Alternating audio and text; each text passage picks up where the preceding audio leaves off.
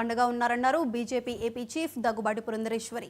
Vijayawada BJP కార్యాలయంలో మన్యం వీరుడు అల్లూరి సీతారామరాజుకి ఆమె ఘనంగా నివాళులర్పించారు.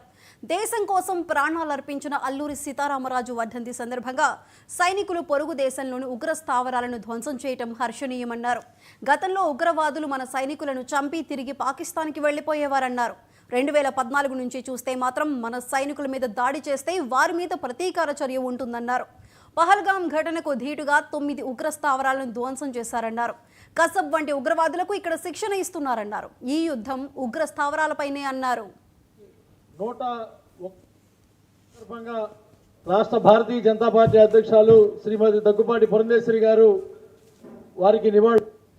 ఈ యొక్క మన్యం వీరుడు ఆంధ్ర రాష్ట్ర చరిత్రను విప్లవ ధోరణిలో ఆంగ్లేయులను ఎదుర్కొన్నటువంటి వీరుడు. మన భారత సైన్యం పొరుగు దేశమైనటువంటి పాకిస్తాన్లోకి చొచ్చుకుని వెళ్ళి అక్కడ ఉన్నటువంటి ఉగ్ర స్థావరాన్ని ధ్వంసం చేసినటువంటి విషయం కూడా మనకి తెల్లవారుజామున నిద్ర లేవడంతో మనకు అందినటువంటి సందర్భం.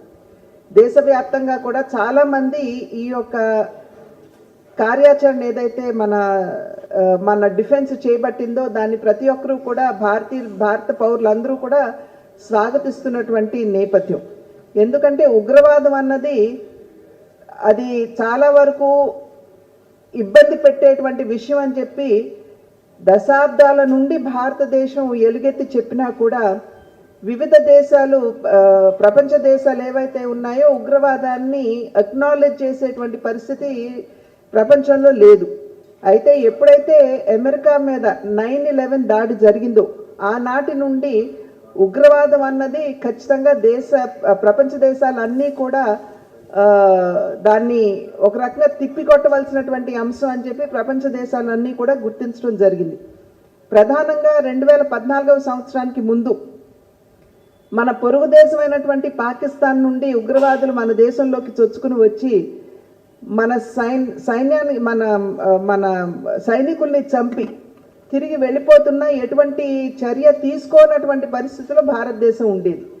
కానీ 2014వ సంవత్సరం నుండి ఇప్పటి వరకు కూడా ఈ క్షణం వరకు కూడా మనం తిరిగి చూసుకున్నట్లయితే ఎప్పుడైనా సరే ఉగ్రవాదులు పొరుగు దేశం నుండి మన దేశం మీద మన సైనికుల మీద దాడి చేసినట్లయితే వారికి ధీటైనటువంటి సమాధానం ఇచ్చేటువంటి పరిస్థితి ఇవాళ దేశంలో ఉంది. అది మన సర్జికల్ స్ట్రైక్ ఊరికి సంబంధించి మనం చూసినటువంటి సందర్భం.